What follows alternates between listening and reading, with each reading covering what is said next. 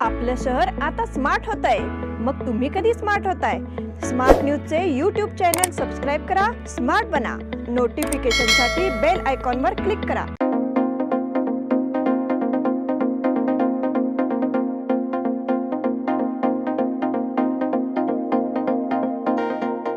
अल्पावधीत लाखो वाचकांच्या पसंतीस उतरलेले स्मार्ट न्यूज आता मुद्रित स्वरूपात देखील उपलब्ध।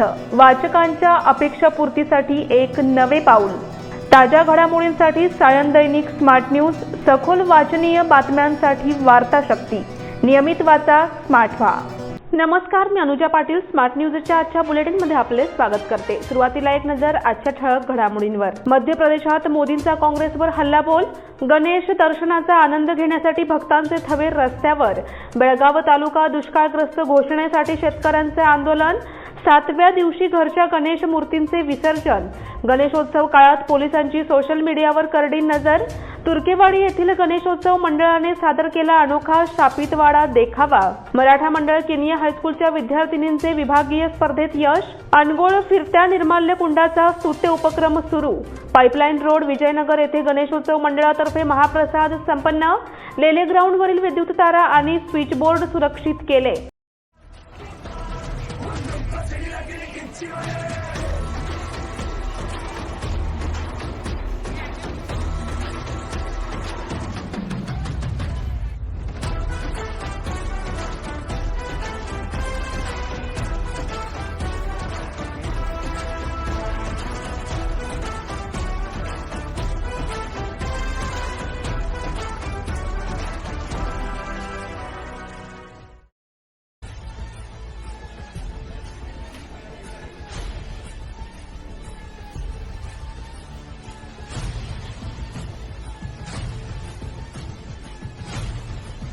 आणि आता पाहूया सविस्तर बातम्या। भारतीय जनता पार्टीने मध्य प्रदेशमध्ये कार्यकर्ता महाकुंभ कार्यक्रमाचं आयोजन केलं आहे। या कार्यक्रमाला आज पंतप्रधान नरेंद्र मोदी यांनी हजेरी लावली। भाजपा कार्यकर्त्यांना संबोधित करताना पंतप्रधान मोदी यांनी काँग्रेसवर जोरदार हल्लाबोल केला।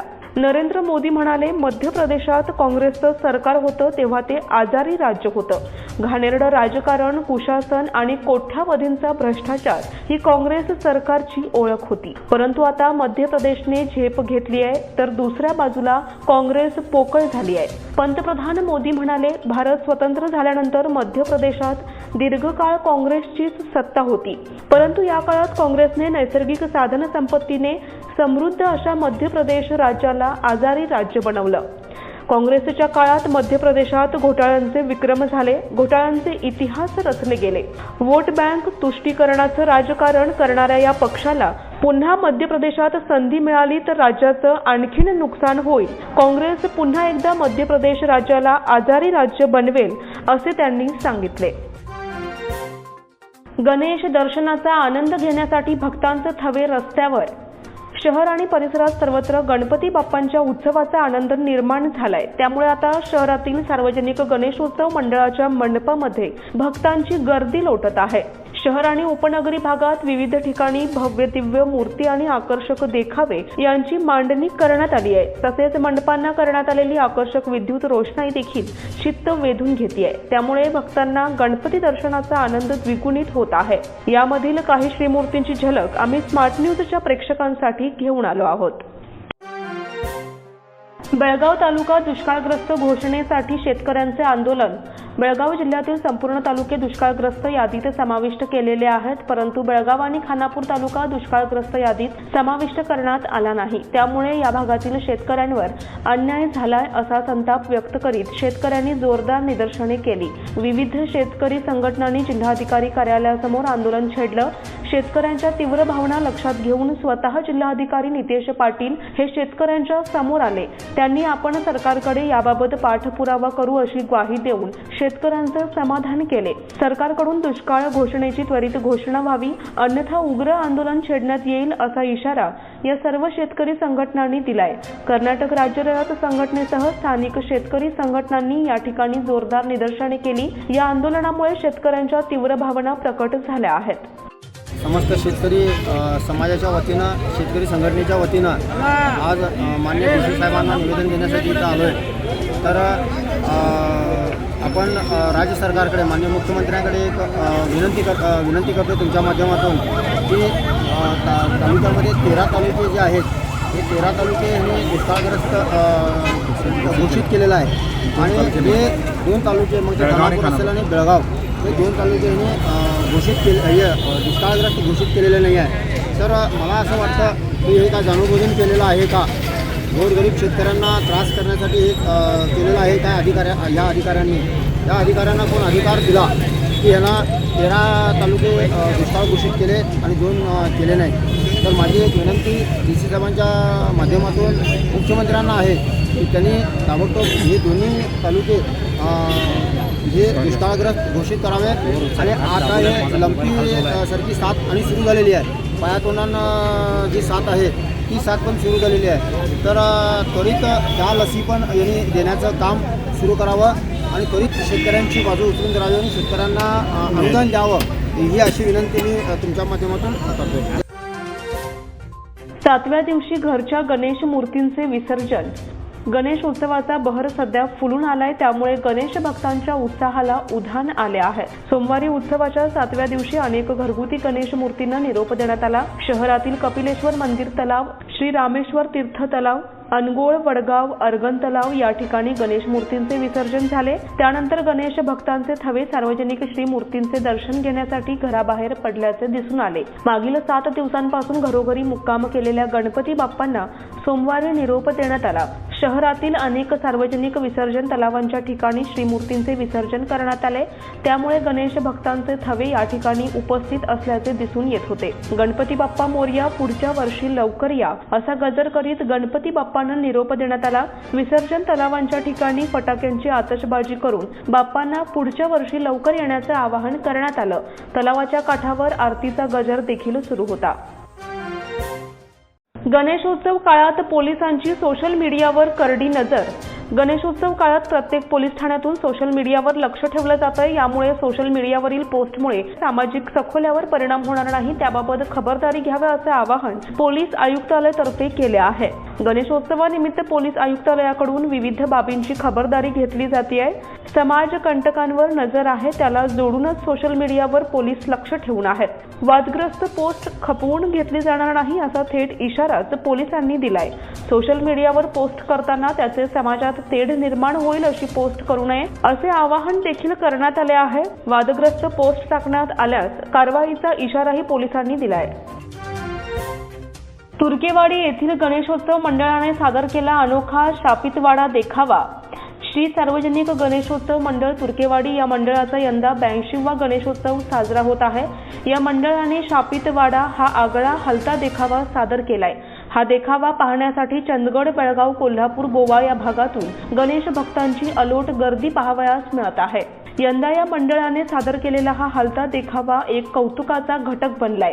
दरवर्षी गणेशोत्सवामध्ये हे मंडळ नवनवीन उपक्रम राबवत असते.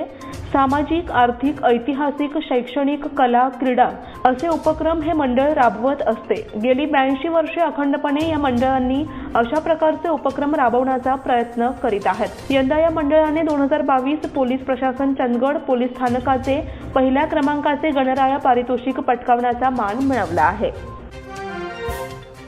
मराठा मंडळ किनिये हायस्कूलच्या विद्यार्थिनींचे विभागीय स्पर्धेत यश. नुकत्याच झालेल्या मत्स्य विभागीय प्रतिभा कारंजी स्पर्धेमध्ये मराठा मंडळ किनिये हायस्कूलच्या विद्यार्थिनींनी घवघवीत यश संपादन केलंय. विद्यार्थिनींनी जानपद नृत्य स्पर्धेमध्ये प्रथम क्रमांक मिळविला.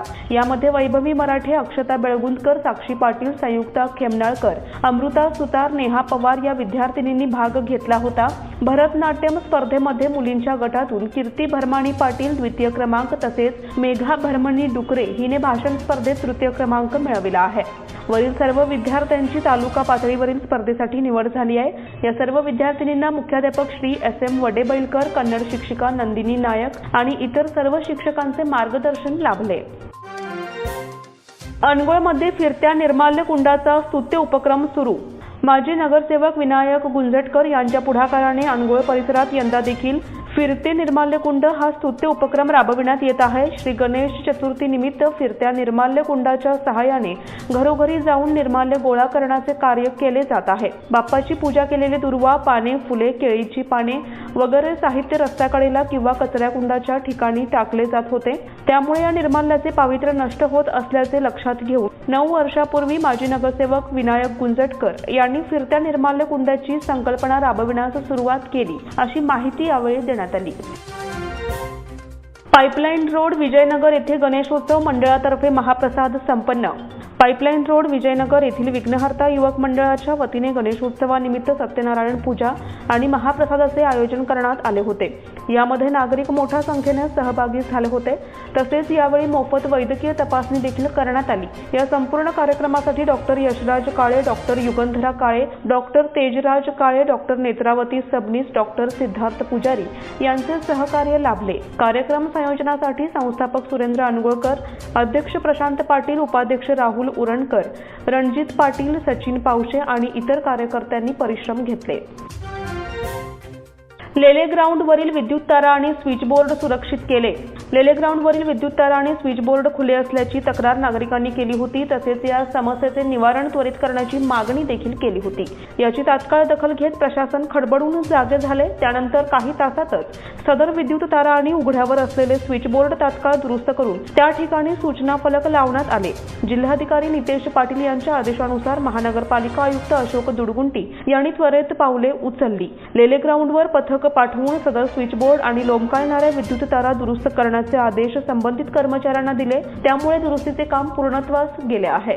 आता वेळ झाली आहे छोट्याशा विश्रांतीची. तुम्ही पाहत रहा स्मार्ट न्यूज.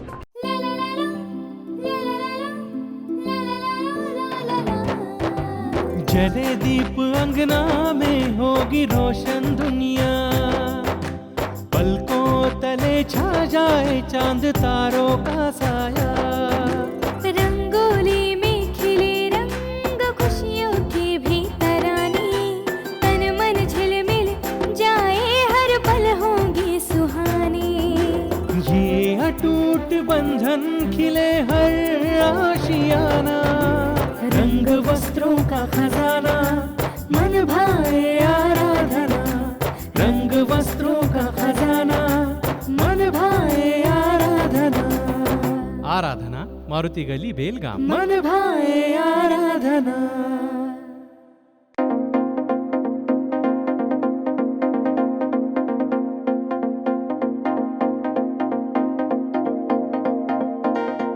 विश्रांतीनंतर पुन्हा एकदा आपलं स्वागत. अयोध्येत रामलल्ला प्राणप्रतिष्ठा पुढील वर्षी 20 ते 24 जानेवारी दरम्यान होणार आहे.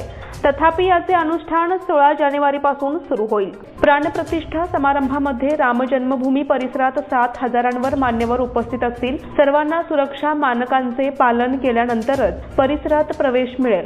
साधू संत या परिसरात दंड, छत्र आणि पादुका घेऊन प्रवेश करू शकणार नाहीत. श्री राम जन्मभूमी तीर्थक्षेत्र ट्रस्टचे महासचिव चंपत राय यांनी सांगितले की राम जन्मभूमीच्या 70 एकर परिसरात प्रवेश करणाऱ्या मान्यवरांची यादी तयार केली जाते. पद्म पुरस्कार प्राप्त मान्यवरांनाही आमंत्रित करण्यात येईल. काही राजदूतही येऊ शकतात. समारंभात पंतप्रधानांसह VIP उपस्थित राहणार असल्यामुळे कडक सुरक्षा व्यवस्था करण्यात येणार आहे, असे त्यांनी सांगितले. हजेरी कमी भरल्यास परीक्षेपासून वंचित. 10वी आणि 12वीतील विद्यार्थ्यांची हजेरी 75% कमी असल्यास विद्यार्थ्यांना परीक्षेपासून वंचित राहावं लागणार आहे. गेल्या वर्षी हजेरी कमी असल्यामुळे राज्यातील 4,492 विद्यार्थ्यांना परीक्षेपासून वंचित राहावं लागलं होतं. त्यामुळे दांडी बहादर विद्यार्थ्यांना मोठा धक्का बसला होता. शिक्षण खात्याने गेल्या वर्षीपासून पुन्हा हजेरीची सक्ती केल्याचा फटका अनेक विद्यार्थ्यांना बसला आहे. बेळगावला उद्या जनता दर्शन. पालकमंत्री सतीश जारकीहोळी मंगळवार दिनांक 26 रोजी जनता दर्शन हा कार्यक्रम घेणार आहेत. या कार्यक्रमात शासकीय योजना, प्रश्न आणि जनतेच्या समस्या जाणून घेण्यासह निवेदनांचा स्वीकार केला जाणार आहे. नेहरूनगरमधील KPTCL भवनामध्ये सकाळी 11 वाजता जनता दर्शन सुरू होणार आहे. जनता दर्शनमध्ये जिल्ह्यातील कोणत्याही भागातील नागरिकांना अहवाल सादर करता येईल. दर महिन्याला जनता दर्शन होणार असून तेथे तक्रारी सोडवल्या जातील. त्यासाठी सर्व विभागाच्या अधिकाऱ्यांनी मेहनत घ्यावी. प्रत्येक पंधरवड्याला जिल्हाधिकाऱ्यांच्या अध्यक्षतेखाली निवडक तालुक्यात जनता दर्शन होणार आहे. तेथे तक्रारी मांडल्यानंतर विभागाच्या अधिकाऱ्यांतर्फे त्वरित सोडविल्या जाव्यात, असे निर्देश जिल्हाधिकाऱ्यांनी दिले. कर्नाटक बंदला विरोध करू नये असा मुख्यमंत्र्यांचा आदेश. कावेरीच्या पाण्यासाठी विविध संघटनांनी पुकारलेल्या बंदला विरोध करू नका असा आदेश मुख्यमंत्री सिद्धरामय्या यांनी कॅबिनेट मंत्रालयाला पाठवला आहे. कावेरी ही राष्ट्राची अस्मिता असून पाणी वाटपात राज्यावर होणारा अन्याय हा आरशाप्रमाणे स्पष्ट आहे असं त्यांनी म्हटलंय. एकीकडे न्यायालयाच्या आदेशाचं पालन करणं गरजेचं आहे, तर दुसरीकडे जलाशयातील पाणी आटल्यानं आमची पिकं आणि पिण्याच्या पाण्याची समस्या वाढतीये. कितीही वेळा विनंती करूनही केंद्र सरकार हस्तक्षेप करत नाही. पंतप्रधानांकडे वेळ मागितला होता पण त्यांनी प्रतिसाद दिला नाही. त्यामुळे राज्य सरकार हतबल झालंय. न्यायालय पाणी वाटप समित्यांना हे वास्तव पटवून द्यावं लागेल. यासाठी जे जनआंदोलन सुरू आहे त्याला आम्ही विरोध करणे योग्य नाही. त्यामुळे बंदसह कोणत्याही संघर्षाला विरोध न करण्याचा सल्ला त्यांनी दिल्याचं सांगण्यात येत आहे. विसर्जन मिरवणुकीबाबत पोलीस प्रशासनाच्या सूचना. शहर आणि उपनगरातील सार्वजनिक गणेशोत्सव मंडळांनी लिलावाचा कार्यक्रम सकाळच्या सत्रात करावा आणि मूर्ती विसर्जनासाठी लवकर बाहेर काढाव्यात अशी सूचना पोलीस उपायुक्त रोहन जगदीश यांनी केली आहे. तसेच मिरवणूक काळात रात्री 10 वाजेपर्यंत ध्वनी नियंत्रणा लावण्याची मुभा असणार आहे अशी माहिती आहे. रविवारी एसीपी कार्यालयात सार्वजनिक गणेशोत्सव मंडळाचे पदाधिकारी आणि पोलीस अधिकाऱ्यांची संयुक्त बैठक झाली. बैठकीच्या अध्यक्षस्थानी पोलीस उपायुक्त जगदीश होते. यावेळी जगदीश यांनी विसर्जन मिरवणूक वेळेत पार पाडावी यासाठी सर्व मंडळांनी सहकार्य करावे असे मत व्यक्त केले. मध्यवर्ती महामंडळाचे अध्यक्ष रमाकांत कोंडुस्कर यांनी ही बैठकीत सूचना मांडल्या. बैठकीला विकास कलगडगी, शहापूर विभाग गणेशोत्सव मंडळाचे अध्यक्ष नेताजी जाधव, लोकमान्य महामंडळाचे अध्यक्ष विजय जाधव, आनंद आपटेकर, माजी नगरसेवक रमेश सोनटक्की, संजय शिंदे आणि इतर सदस्य उपस्थित होते. थकबाकीधारकांना गृहज्योतीचा लाभ नाही. हेस्कॉमच्या अनेक ग्राहकांकडे वाढीव बिलाची थकबाकी आहे. 3 टप्प्यात वीज बिल भरण्याची सवलत देऊनही ग्राहक ते भरत नाहीत. त्यामुळे अशा थकबाकीधारकांना गृहज्योती योजनेचा लाभ मिळणार नाही असे हेस्कॉमने पत्रकाद्वारे कळवले आहे. निवडणूकपूर्वी वीज बिलात वाढ करण्यात आली. यापूर्वी थकबाकी असलेल्या ग्राहकांनी वीज बिल भरण्याकडे पाठ फिरवली आहे. ही बिले त्वरित भरावीत अशा सूचना हेस्कॉमकडून करण्यात येत आहेत. मात्र आता अशा ग्राहकांना गृहलक्ष्मी योजनेचा लाभ मिळणार नाही. 30 सप्टेंबरपर्यंत थकीत बिले न भरण्यास ही सेवा बंद होणार आहे. नवहीन क्रीडा केंद्राच्या वतीने विविध बौद्धिक स्पर्धा संपन्न. नवहीन क्रीडा केंद्राच्या वतीने विविध बौद्धिक स्पर्धांचे आयोजन करण्यात आले.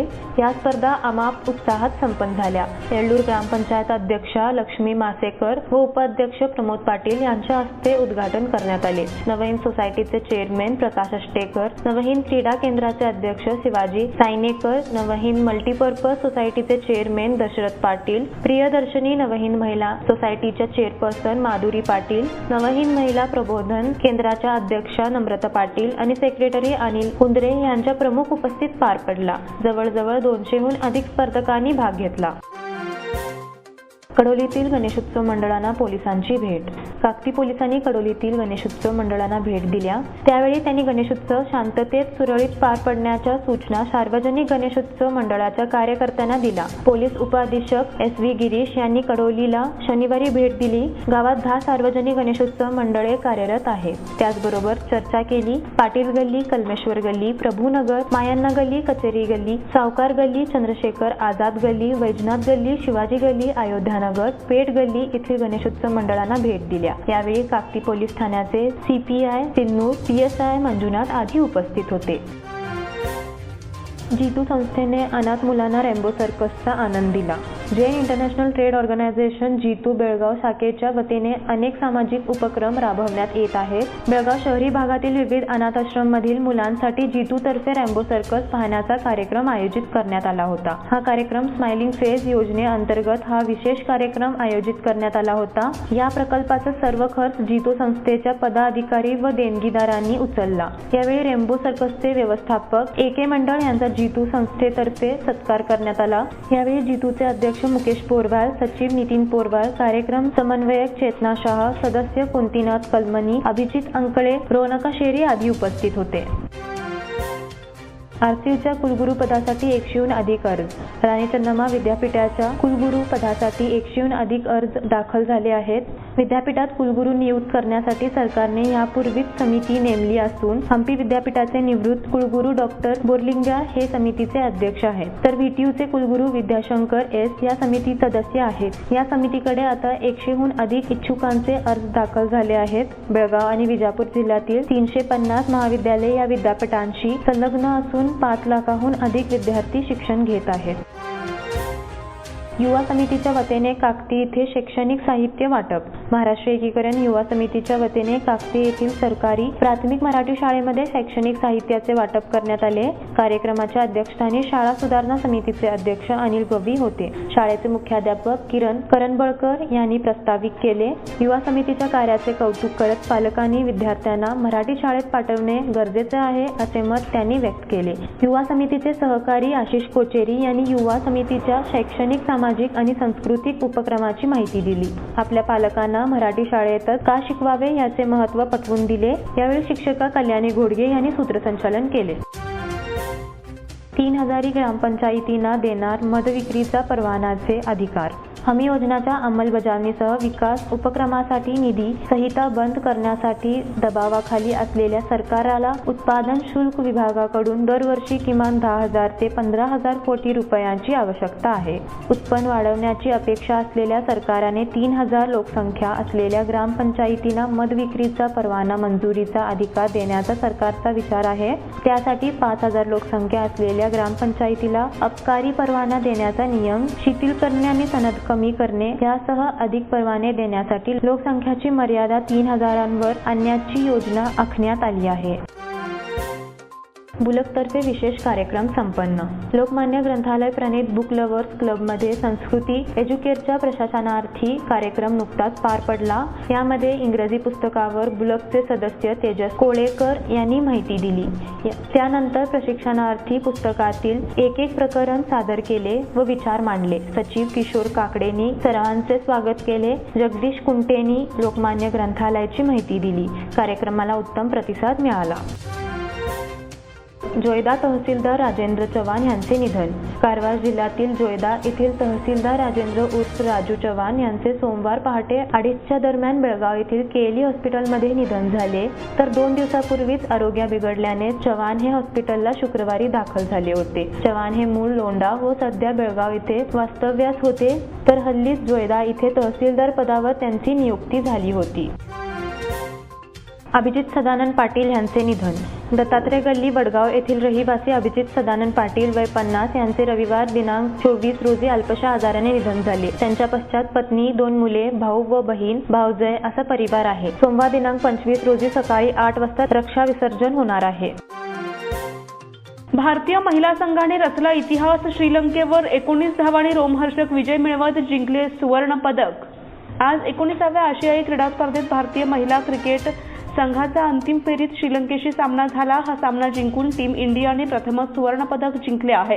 भारताने पहिल्या उपांत्य फेरीत बांगलादेशचा 8 गडी राखून पराभव केला होता, तर दुसऱ्या उपांत्य फेरीत श्रीलंकेने गतविजेत्या पाकिस्तानचा 6 गडी राखून पराभव करून अंतिम फेरीचे तिकीट निश्चित केले होते. कांस्य पदकांच्या लढतीत बांगलादेश संघाने पाकिस्तानचा पराभव केला. सुवर्ण पदकाच्या लढतीत भारतीय कर्णधार हरमनप्रीत कौरने नाणेफेक जिंकून प्रथम फलंदाजी करण्याचा निर्णय घेतला. 117 धावांच्या लक्ष्याला प्रत्युत्तर देताना श्रीलंकेचा संघ 8 गड्यांच्या मोबदल्यात 97 धावाच करू शकला. हांगझाऊ येथे सुरू असलेल्या 19व्या आशियाई क्रीडा स्पर्धेत भारतीय महिला क्रिकेट संघाने सुवर्ण पदक पटकावले आहे. सुवर्ण पदकाच्या अंतिम सामन्यात भारताने श्रीलंकेसमोर 117 धावांचे लक्ष्य ठेवले होते.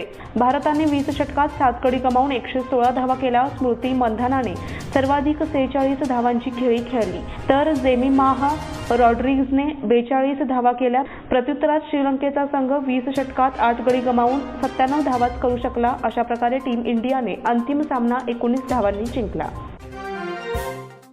एशियन गेम्समध्ये भारताने उडवला पदकांचा पंजा. पहिला दिवस नारी शक्तीच्या नावावर. चीनमध्ये सुरू असलेल्या आशियाई क्रीडा स्पर्धा 2023 मध्ये भारताने दमदार सुरुवात केली आहे. स्पर्धेच्या पहिल्याच दिवशी रविवारी या खेळांमध्ये भारतीय खेळाडूंनी 5 पदके जिंकली आहेत. स्टार नेमबाज मेहुली घोष, आशिष चौकसे आणि रमिता या त्रिकुटाने भारताला पहिले पदक मिळवून दिले. नेमबाजीत आणखीन एक पदक जिंकले तर रोईंगमध्ये देशाला आतापर्यंत 3 पदके मिळाली आहेत. चीनमध्ये हांगझाऊ येथे सुरू असलेल्या आशियाई क्रीडा स्पर्धेत भारताने रविवारी शानदार सुरुवात केली. भारतीय खेळाडूंनी पदक स्पर्धांच्या पहिल्याच दिवशी 3 रौप्य आणि 2 कांस्यांसह एकूण 5 पदके जिंकली. भारतासाठी पहिले पदक अर्जुन लाल जाट आणि अरविंद सिंग यांनी रोईंगच्या हलक्या वजनाच्या दुहेरी स्कलमध्ये जिंकले. या जोडीने रौप्य पदक पटकावले. महिला संघाने 10 मीटर एअर रायफलमध्ये भारताला दुसरे पदक मिळवून दिले. मेहुली घोष, रमिता आणि आशिष चोक्सी यांनी रौप्य पदक जिंकले. बाबूलाल यादव आणि लेखराम यांनी जोडी रोईंग स्पर्धेत भारतीय संघासाठी तिसरे पदक जिंकले. चौथे पदक रोईंग 8 मध्ये नीरज नरेश कलवानिया, नितीश कुमार, चरणजीत सिंग, जसविंदर सिंग, भीम सिंग, पुनीत कुमार, आशिष आणि धनंजय उत्तम पांडे यांनी भारतासाठी रौप्य पदक जिंकले. रमिताने 10 मीटर रायफलमध्ये कांस्य पदक जिंकले. यजमान कर्नाटक कनिष्ठ राज्य संघाकडे फेडरेशन चषक. All India football federation of India यांच्या मान्यतेने कर्नाटक राज्य फुटबॉल संघटना आणि बेळगाव जिल्हा फुटबॉल संघटना यांच्या संयुक्त विद्यमाने लवडेल स्कूल स्पोर्टिंग प्लेटिनेंटन्स टर्फ मैदानावर सुरू असलेल्या अखिल भारतीय राष्ट्रीय उपकनिष्ठ 14 वर्षाखालील मुलींच्या फुटबॉल स्पर्धेत रविवारी झालेल्या अंतिम सामन्यात यजमान कर्नाटक राज्य फुटबॉल संघाने पाहुण्या दिल्ली राज्य संघावर 7-2 असा दणदणीत विजय संपादन करत स्पर्धेचे विजेतेपद पटकाविले. रविवारी अंतिम सामन्यात यजमान कर्नाटक संघाने पाहुण्या संघावर दिल्ली राज्य खेळाच्या प्रारंभापासूनच वर्चस्व ठेवले होते. कर्नाटक संघातर्फे बिंजोला रेयान्ना जॅकब यांनी प्रत्येकी 2 तर कनोझिम यासाका लोईस एच करोशमा यांनी प्रत्येकी 1 गोल नोंदविला. दिल्ली संघातर्फे नितिका धवानी बिडादा यांनी प्रत्येकी 1 गोल नोंदविले. पूर्वार्धात दिल्ली संघाने यजमान कर्नाटक संघाला 1-1 असे बरोबरीत रोखले होते. उत्तरार्ध यजमान कर्नाटक संघाने खेळावर वर्चस्व ठरत दिल्ली संघावर सलग 7-2 असे गोल नोंदविले. अंतिम सामन्यात झालेल्या बक्षीस वितरण समारंभात आमदार राजू सेठ, बेळगाव जिल्हा फुटबॉल संघटना अध्यक्ष पंढरी परब, सचिव अमित पाटील, सुबोध गावडे, विठ्ठल प्रभू या मान्यवरांच्या हस्ते विजेत्या आणि उपविजेत्या संघांना आकर्षक चषक देऊन गौरविण्यात आले. जुडो खेळाचा विकास आणि प्रचार करण्यासाठी प्रात्यक्षिके. बेळगाव जिल्हा युवजन सेवा आणि क्रीडा खात्याच्या जुडो प्रशिक्षक रोहिणी पाटील हिने चंदगड, आष्टी तालुका बेळगाव येथील श्री गणेश युवक मंडळ यांच्या सहकार्याने जुडो खेळाचा प्रचार आणि विकास होण्यासाठी श्री गणेशोत्सवानिमित्त गावामध्ये प्रशिक्षण आणि प्रात्यक्षिक याची खडतर प्रयोगे सादर केली. यावेळी मंडळातर्फे कॉमनवेल्थ सुवर्ण पदक विजेती पूजा शहापूरकर आणि राष्ट्रीय आणि आंतरराष्ट्रीय जुडोपटू पूजा गावडे, पार्वती अंबाली, साई ईश्वरी के, संजना शेठ, श्वेता अलकनूर, दिया पाटील, शहाना, अश्विनीत तिंगले, संध्या चोबे आणि जुडोपटूंचा पुष्पगुच्छ, शाल आणि श्रीफळ तसेच भेटवस्तू देऊन सत्कार करण्यात आला. यावेळी प्रात्यक्षिके पाहण्यासाठी गावातील ज्येष्ठ नागरिक आणि लहान मुली मोठ्या संख्येने उपस्थित होते. याचबरोबर स्मार्ट न्यूजचे आजचे बुलेटिन इथेच संपते. धन्यवाद.